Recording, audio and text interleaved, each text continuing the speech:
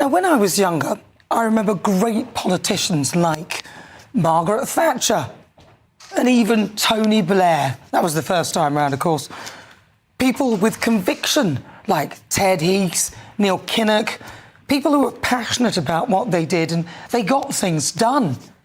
They accepted democracy and did what they could, acknowledging that they were public servants. However, this latest batch, and by that I mean since some didn't get what they wanted, so since Brexit, many politicians have become more, in my view, self-interested and career-driven, not bothered about satisfying the will of the people or democracy, but more trying to look good on, for example, the global stage and further their own financial interests. Frankly, they've dropped the ball and don't appear to exist in the same world as us, the electorate. Britain is, I am sad to say, broken, and it's these people I blame. Welcome to Clown World. They can't get anything right.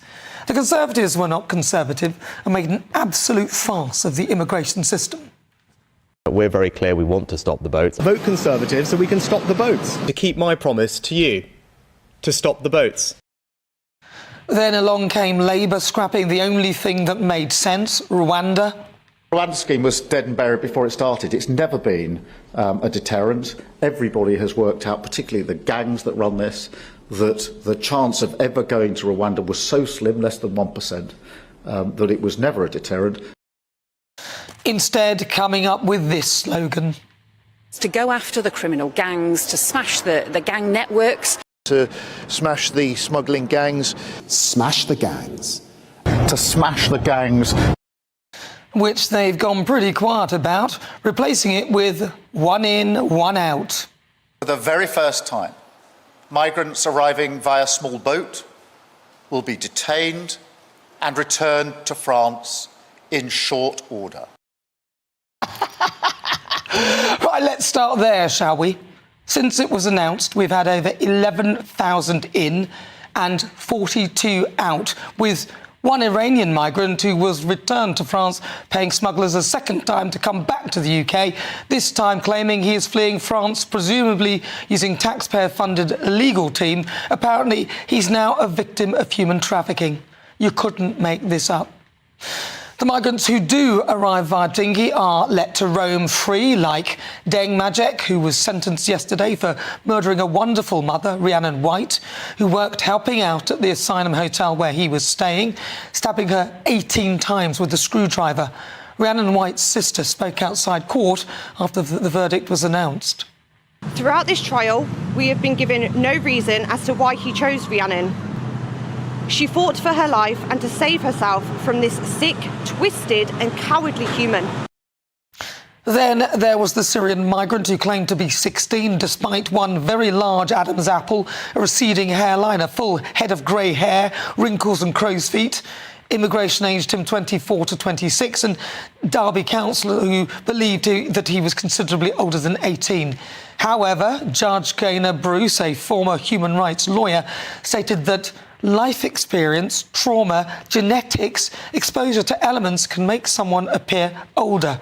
And, of course, the migrant won his case.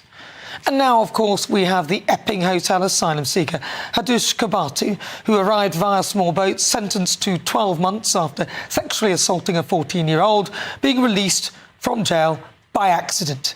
I don't even want to go into the details as to how they managed to send him on his way with £76 sustenance payments to cover his first week's expenses. It is just way too embarrassing. Justice Secretary David Lammy has confirmed he's still at large as we speak. Well, I'm appalled and livid on behalf of the public that Kabatu is at large. He should be deported back to Ethiopia after the sexual assaults that he's committed. And of course, there is now a manhunt with Essex Police, the Metropolitan Police and British Transport Police looking for him. We know that he boarded a train and is at large in London. And of course, I've asked for a full investigation into what's happened, and an officer has been suspended.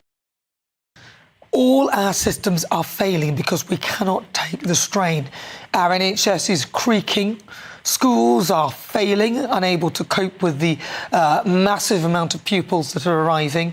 The economy is flatlining. We need to stop rolling out the red carpet for these people who claim to be fleeing persecution from the safety of France and detain anyone who comes here via a small boat. And by that I mean in secured centres. That alone would be a deterrent. We simply cannot afford this. What are we paying our politicians for? They're useless.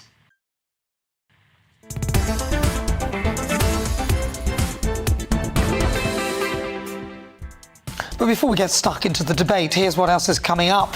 The manhunt for the convicted sex offender migrant who was accidentally freed from jail enters its 27th hour. We'll be live from Stratford, where he was last seen. Then coming up in the Great British Debate this hour, I'm asking, should David Lammy resign? After all, the epic migrant was accidentally released under the Justice Secretary's watch. Then in the next Great British Debate of the hour, I'm asking, who should chair the grooming gang inquiry? That comes as leading candidates have pulled out. And stay tuned for the Pulse. Scientists are calling for a ban on bacon, claiming links to cancer. I'll have a health expert to tell us more and whether we should listen to those warnings. All of that on the way. Send me your thoughts, post your comments, gbnews.com/your say.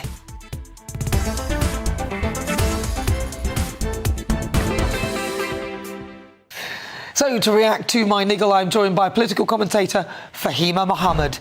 Fahima, welcome to the programme. So, Fahima, these people are coming via dinghy. We put them somewhere and we leave them there for a while. They're allowed to roam the streets and bad things happen. Now, I'm not saying all of them, but we take a risk because even if it's one that commits a heinous crime, that is one person who in this country has been affected. What are your thoughts? Yeah, I mean, it's a very tough situation, especially with what's happening right now with the migrant loose, who is a criminal. I understand the frustration, but the phrase losing control of our borders is politically loaded.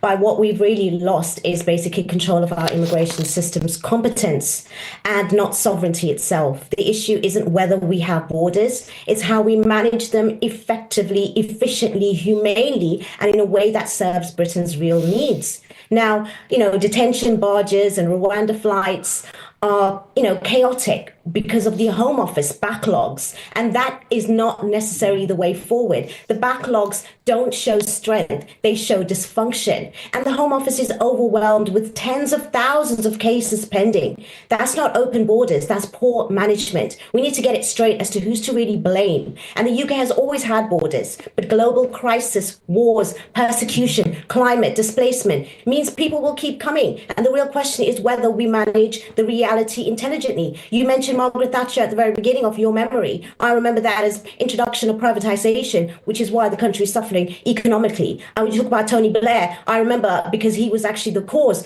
of the illegal war in Iraq. So, we rely on also immigration or migration for vital sectors like the NHS, construction, hospitality, care work.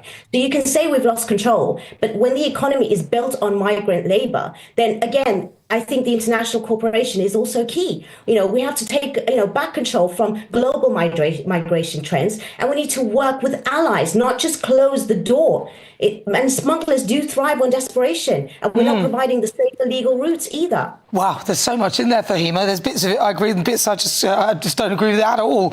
But with regard to losing control of our borders, that is losing control of the systems and processes and procedures that will enable us to have control. So I don't disagree with you in terms of the Home Office. It's an absolute shambles. Nobody seems to be held to account. I'm actually disgusted by the fact that they are taxpayer funded, and I don't think the government is spending our money wisely at all. With regard to Margaret Thatcher, Tony Blair, I don't necessarily agree with all their politics, but they were conviction politicians who believed in what they were doing, and they actually got things done. Whether you agreed with what they were doing or not, I'm not impressed with Tony Blair and his illegal war. Most people weren't, and that's one of the things that he is known for, which is why nobody wants him anywhere near any sort of Middle East deal right now. But the bottom line is, Fahima, that we cannot continue in this way, and we have a real situation on our hands, especially with the fact that we are not able to track some of the migrants when they come here, in fact, any of them, and they are not secured in any sort of accommodation. They're able to roam free, and we don't know who they are. So the point here I'm making is that we've lost control, that we agree on, or the processes that are in place are not working. So in effect, we've lost control. So therefore, we need to take drastic action and ensure that whilst we're doing this, people can't just walk free because we don't know who they are. Well, I think that immigration, border control, as well as Home Office, they need more funding. We also need more funding in police and training. And also when we talk about, doing this quickly, it doesn't happen. Even if Reform UK are talking about leaving the ECHR, for example, and, stripping away the appeals rights, those things are near certain litigation, and it actually involves, a creation of new human rights law. And there's so much constraints with that. You can't just rip up treaties, and neither do they, work quickly or unilaterally in practice. The operational feasibility even of mass deportation requires functioning removal processes, diplomatic cooperation with origin states, and huge logistic costs. But some things we could do now, like removing the draw, which is one of the things we are way too generous.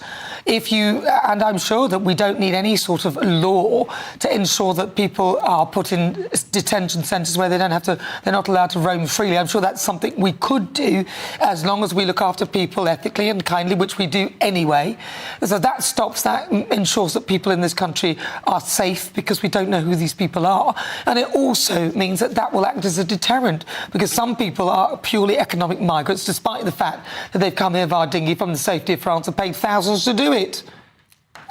That would happen if the governments are not taking contracts from these people who are actually there, providing these hotels. Those are the people that we need to be angry at, not in the actual migrants themselves. They're coming in and they are being put wherever the government themselves have had the contracts and the deals that are making billions. That's the issue. Well, that is the issue. Providing a cheaper way. That is the issue, but I'm also angry at the migrants themselves because I think many of them are coming here thinking that they're just going to get an easy ride, and they're using any form of legal lawfare to get around actually, being deported. Thank you very much, Fahima Mohammed. We have to leave it there. Always a pleasure.